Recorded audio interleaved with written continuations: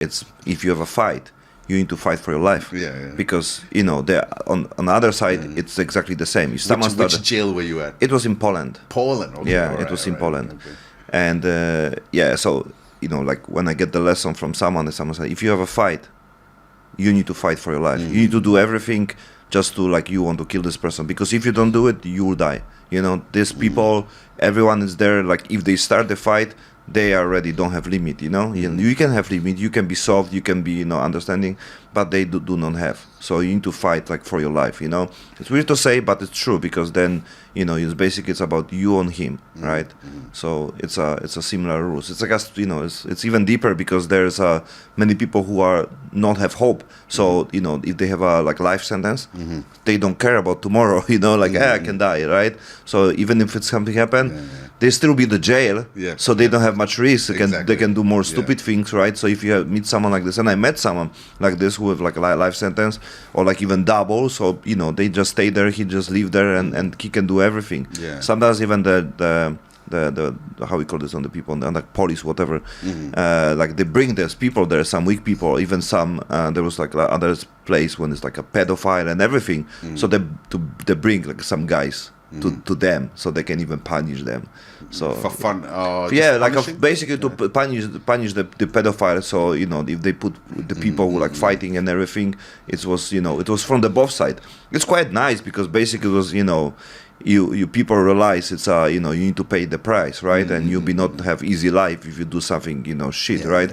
It's even the jail have big rules about things like this. If you do things like pedophilia and everything, and you don't have life there, you are like nobody there, and they treat you like shit, and basically like they can kill you without much consequence, because even the people, how you call the police people in the jail,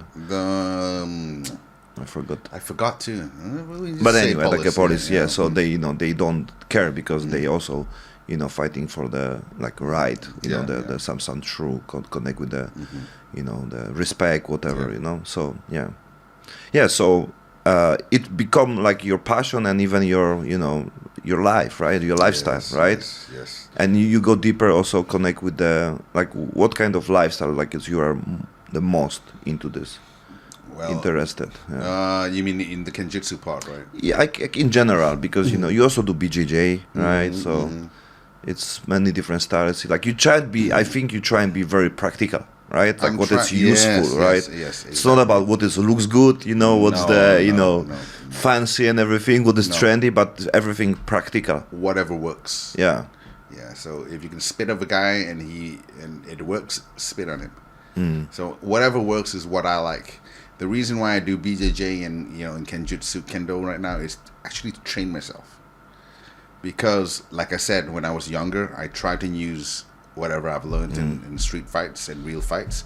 But nowadays, I mean, why go to real fights? Because there's laws, right? If I'm in Thailand, I beat up someone, it's going to be hard for me to work. The police is going to come knocking on my door the next day.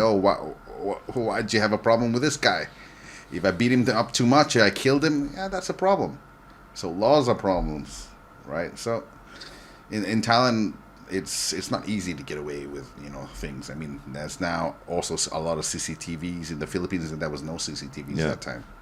You can get away with a lot of stuff. Nobody sees anything, but now everything sees something. Yeah. So real fights, bar fights like that day I de-escalated. I didn't want to fight. Yeah, it's better nowadays because we have BJJ competitions.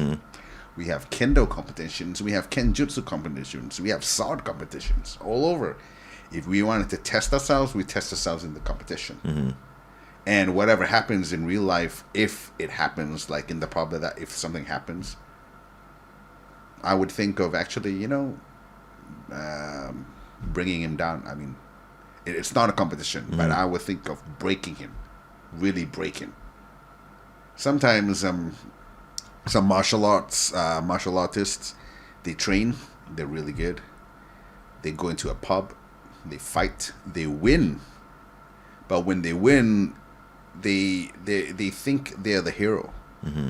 So they're like, okay, you know, if for example he can break this guy's arm or put him on the ground, he said, relax, you know, don't fight, and he walks off, and the next thing you know it, this guy pulls up a gun from his pocket or pulls up a knife, shoots him from behind, stabs him from behind. You know, it's been happening. So even as a martial artist, if you're gonna fight someone, do not think that, you know, if you're gonna de-escalate, talk. But if a fight breaks out, you put him down, you break him. I mean, totally break him, so he cannot get up and fight you again. Do not be the hero. In a real fight, there is no heroism. Okay, if you're gonna fight, you break his arm, break his face, do what you have to do, then walk away. Okay, it's not like, oh, I'll be cool. Yeah, because he will have, you know, will be full of emotion, and he'll be totally, you know, healthy basically, right? So that's why he can, because if you have a one day whatever to recover and everything, the emotions are not the same. The anger is different, you know.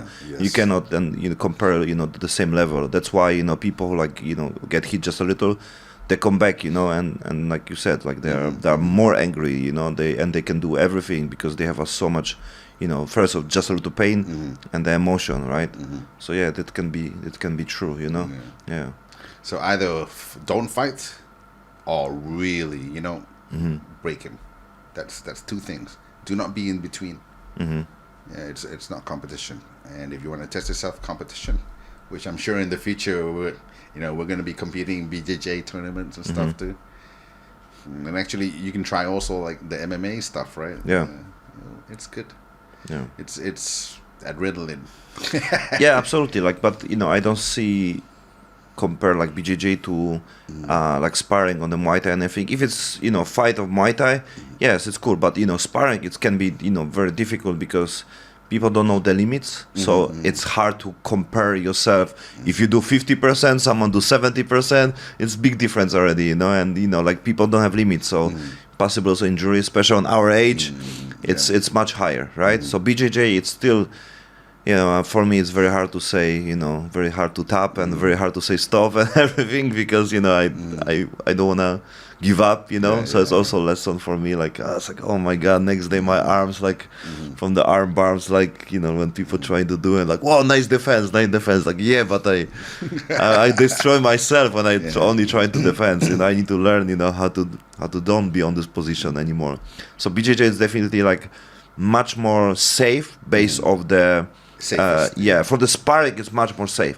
Like many people like Muay Thai or especially MMA, they don't spar anymore because the, you know, the amount of the, you know, punches, especially like the boxing, can destroy your head. We see many people who like cannot talk when they have like 40 years old and they don't have ability, you know, to think even logically. Saliva going in the mouth, their hands shaking. Yeah, we see even like Mike Tyson already, you know, talking like, you know, different way and everything, you know, and we know many people like Andrew Gołota from Poland, like who also fought Mike Tyson. It's hard to communicate with him, you know, and it can be dangerous. So, you know, like BJJ, you know, your arms, you know, can be broken, your legs. But you should tap easily. I mean, for me, if I do BJJ and this guy is going hard at me, if he gets me in an armbar, you don't have to, you know, basically wait until it's straightened, right? Yeah. Just if he's going for it, just tap. Yeah. And try it again. It's better. Yeah. Yeah. Because if you get better, I'm sure you're not going to be in that position. If someone's going to armbar you, you will know.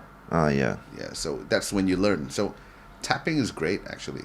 If you can. It's a good lesson. Yeah. Like if you get into the position, it means like already you need to practice and basically to learn from this, because you know if you're on the you know armbar position, you already lose anyway. Exactly. Right? Yeah. Exactly. So you cannot be on this. If you were better, he will not get you in the armbar position. Yeah. Let's just say that. Yeah. So work that out.